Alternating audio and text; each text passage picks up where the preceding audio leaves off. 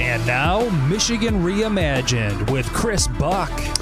So these have been some very hectic and stressful times, to be sure. You know, one part of the average person's lives that maybe hasn't taken a high priority during the coronavirus pandemic are investments and financial planning. Joining us today from TriStar Trust Bank are two senior vice presidents, the Lansing Market Director, Ben Bakken, and the Chief Financial Officer, Pavel Konecny.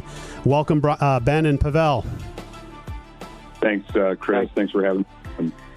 Well, I'm glad to have you here. And I guess to kind of clarify my opening statement, you know, if being in the industry, is it your observation that investments and financial planning have kind of taken a back seat in the average person's lives as everyone's been navigating this pandemic and dealing with what they'd consider to be more pressing matters? Well, that's a great question, Chris, and thanks again for having us on. You know, what I would say is that in today's economy, you have two very different groups of consumers. You have one group of consumers from an economic standpoint, an earnings standpoint, who worked in a service or at a business perhaps where, you know, they needed a customer to walk in the door to produce revenue. They have to be physically there. You know, those folks are part of the unfortunate unemployment numbers that we've seen. And they've been really negatively impacted by that. You have another group of people, primarily more in the office space, where, you know, they may still be able to do their function and work and earn, but maybe they're doing that in a distributed way, working from home and working remotely. And so, you know, you have that where you have some people with certainly a heightened focus on their finances. And then you have other people where, quite frankly, they have a little more time and availability to take that opportunity to dive deeper into their financial planning and think more about their financial futures. So it really depends in that regard. So it's just kind of certainly a case-by-case basis. So talk to me a little bit about TriStar Trust Bank, just to get the audience warmed up a little bit about, you know, the credibility and the work that you do. Yeah, what does TriStar focus on? Who are your traditional clients? Yeah, thanks, Chris. So TriStar is a Michigan state-chartered bank, but we are one of a handful of non-lending, non-depository banks. We are a full-service wealth management, financial planning firm. We do retirement planning. We serve philanthropic nonprofit clients. And we've been in business now for just over 20 years. But all we do is what we do really well, which is wealth management, investments, financial planning, as I said. I have Pavel with me, heads our investment team for the bank, and we take a team-based approach to the comprehensive planning that we do for all of our clients, where they have a point person relationship manager, as well as a financial planner and investment manager that are part of that team. And it's an anniversary year for you, if I'm not mistaken. Is that right? Yeah, that's right. Just about a month ago, TriStar, very proud to have celebrated 20 years. And so we're very appreciative to our staff and our clients that have helped us get there. Excellent. So as of the time of this recording, which is December of 2020, you know, we've seen so much in the last 8, 10, 12 months. So talk a little bit about the rapid swings in the market this year. Obviously, there was a huge drop, and now it's soaring. I mean, we'll talk about how we should react to that, but it's kind of jarring. And so what causes that? Especially the recovery. I mean, I think everyone understands why the market crashed back in, you know, March, April, May, and why things were really uncertain and everyone was kind of freaking out. But how do you explain the roaring back we've had lately? Sure. And I'll let Pavel take this one in terms of what's happened with the markets. When he's done, I'm going to comment on a little bit about how we handle those communications with our clients. But Pavel, why don't you share some of your thoughts with Chris on that one? Yeah, thank you. Certainly, everybody knows where the market dropped there in March of this year, 2020. Uncertainty is the biggest driver. Uncertainty as to how the economy is going to be affected. However, as I've mentioned and shared with our clients back then,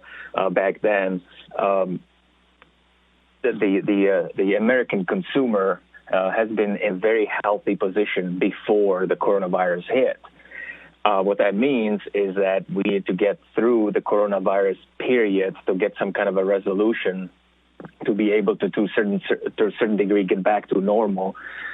Because the American consumer, which drives the overall GDP of the country, 70% of it is driven by American consumer. And when you take a look at the position the American consumer is right now, they're in even better position than before the coronavirus hit for a couple of reasons. Reason number one is that there's been a tremendous amount of stimulus coming from the U.S. government. Reason number two is, as you shut the economy down to a certain degree, that also means that people are not going out spending money. People are not going out eating, drinking. They're staying at home, saving money in the process. They're reducing their outstanding credit card debt. They're increasing their savings rate, and they're basically preparing for the economy to open back up to be able to spend the money that they didn't necessarily get to spend in 2020. So, Chris, I think that's the reason why you see the market roaring back into place, because there is this pent-up demand that the market is expecting to explode sometime when vaccine becomes available to the masses and we go back to the more normal than what we've seen throughout the 2020. Okay. And then, Ben, you were going to talk a little bit about communication with clients. I mean, I got to believe in March and April, people's knee-jerk reaction is to do exactly what you're not supposed to do based on my general wisdom on how to play the markets, right? Sell when it's low. You don't want to do that. So how do you communicate with your clients? If I may, Ben, what was interesting around this time, Chris, you initially asked the question, the importance of financial planning, important of investments, during these times. And we found it to be, especially in our business, extremely important during that period of time in March and April. And we have been very active in reaching out to our clients who obviously were concerned. A lot of our clients are of retirement age or getting close to retirement age. And of course, when you have a 20-some, almost 30% drop in the market, everybody's concerned. So we've proactively been reaching out to our clients, and we're explaining the overall situation that I just mentioned, which is fundamentally, there's nothing wrong with the economy. Fundamentally, there's nothing wrong with the businesses where we are invested. This is just a matter of a pandemic for which there will be a resolution. And not being in the market and panic and try to sell out of the market would also mean that you may miss the time when the market turns around. And when you take a look at the numbers and the statistics, missing out even on 5 days of recovery have a pretty detrimental impact on people's savings. So we have been very active in explaining the situation, talking to our clients about it. For the most part, I should say 100% of our clients stayed invested, which means that at this point, they fully recovered plus some. Right.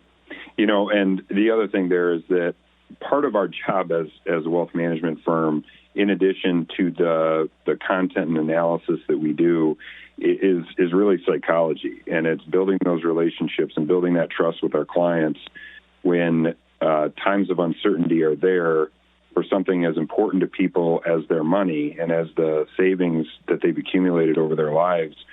We're there to help talk people off the ledge, help remind them that when we made their investments, we did that in a very customized and personalized way for them based on their risk tolerances and their time to retirement and their income, their risk capacity, and a myriad of other factors, so that we keep people from making those difficult decisions or those wrong decisions that can lock them into a loss.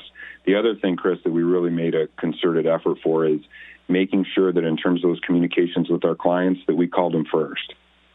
We were really targeted and focused in that way. We didn't want to have to wait for the phone to ring and the client to call. So we were very proactive in the way that we reached out just to touch base with people. And many of those times the conversations didn't have anything to do with the markets, just had to do with how they were doing, how they were feeling. Again, that gets back to just that building trust and the relationship part of what we do. Right. That makes sense to me because, it seems like people fall in a couple of different buckets. you've got people who've accumulated wealth and are concerned about, whether they have their money in the right places and are they insulated from some of the fluctuations. And then you have other people that are just, say small business owners who are truly in financial distress. And I've got debts to pay, but no income coming in. And how do I manage my portfolio of investments, and how do I liquidate some to keep my business afloat? And so really that consultative approach, whether it's with TriStar Trust Bank or any financial planner, it seems like that industry must be taxed or being pressed quite a bit to try to really help people strategize how to get through this. Well, it's exactly right, Chris. And I think one of the keys there is that every situation is different. Every person is different. Every business is different. And again, not on just the measurable quantitative financial pieces, but the emotional biases and the risk tolerances and the risk capacities and things like that.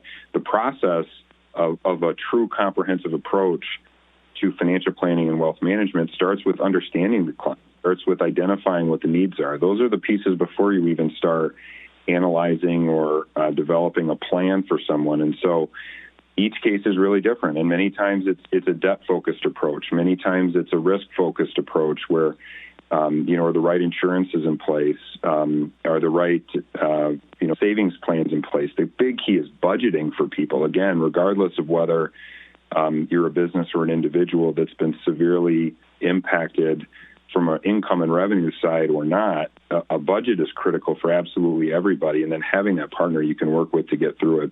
But there is no one-size-fits-all approach to this kind of work. So let's talk about the recoveries. I've heard the V-shaped recovery, and I can understand that.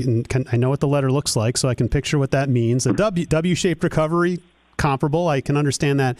I'm hearing now about a K-shaped recovery, and I don't really get that one at all. So talk about the future. What kinds of recoveries can we potentially expect to see, and which way do you think this is all headed? I think I'm going to tackle this one. Yeah, go right ahead.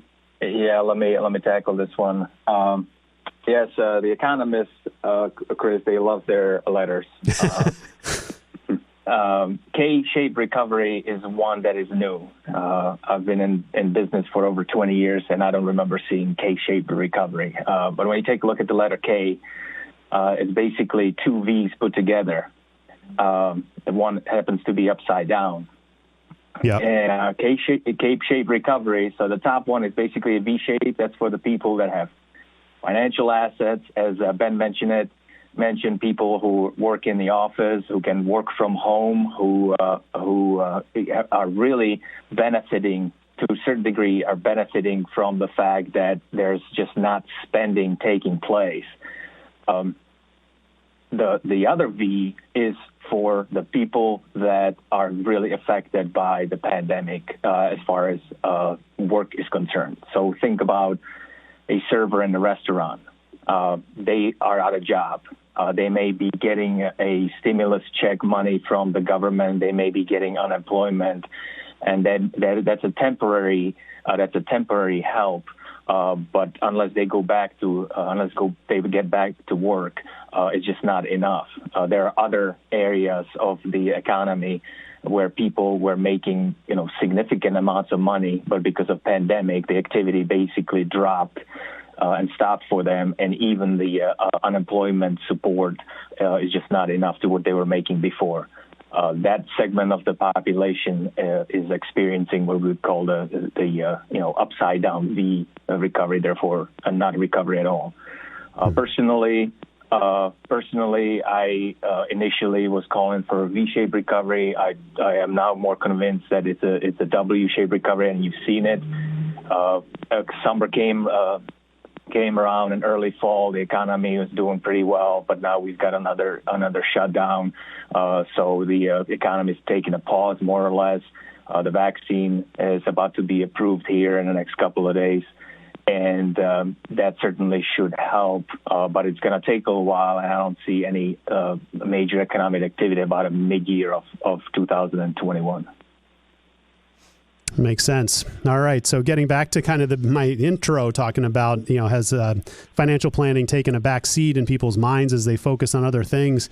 based on this conversation, it sounds like that actually might have been a good thing to do, to sit on your hands and not do anything with your money and kind of let it ride, right? You probably have a bank of people that overthink and try to get ahead of it, or sell at the wrong time, or overwork their portfolio. And then, other people hopefully are fortunate enough to invest in the right things, but then doing nothing almost was probably the right call. Yeah. And, I would add that. Can you hear me okay, Chris? Yes. Yep. Okay. Back to that question again about this year.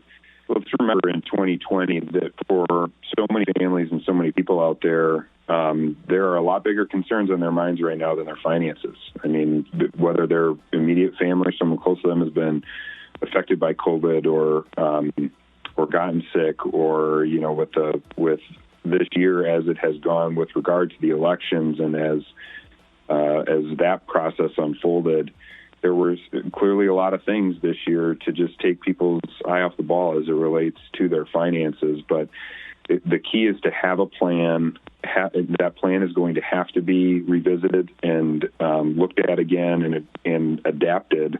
But having some kind of plan, having a budget, and having professional you trust to work with closely, it's going to do so in a comprehensive way is just really the key.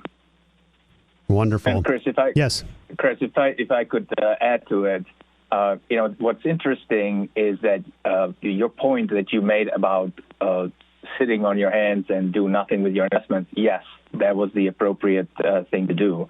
However, what we have found in our experience is this exercise, it was a tremendous opportunity to revisit everybody's financial plan. So while you shouldn't do anything with the investments, taking a look at your plan and understanding, hey, this could happen. Something like this could happen. This was unexpected. Nobody expected this. And this could happen. Are you really prepared for some of these things to take place, some of these things to happen? Is your financial plan sound? Are you on a solid path to achieve your financial goals? So while being passive and on the sideline as it relates to actual investments was the prudent thing to do, this was an opportunity to revisit and be active in analyzing the financial plans that are currently in place to make sure that it is appropriate for everybody's risk tolerance. Fantastic advice. Well, that's great. We've been talking with Ben Bakken and Pavel Konecny from TriStar Trust Bank. Ben, can you tell me how people can get in touch with TriStar Trust Bank to learn more? Yeah, absolutely, Chris. If anyone has any questions, they can visit our website at tristartrust.com. They can call us directly at 517-827-0045. And always be happy to have a conversation with anyone, regardless of the situation they're in, timing in their lives. But if there's anything we can do to help, we're there to do that. Well, I appreciate you both sharing your wisdom with us here today. Thank you very much for joining me, Ben and Pavel. Have a great day. Thank you for having us.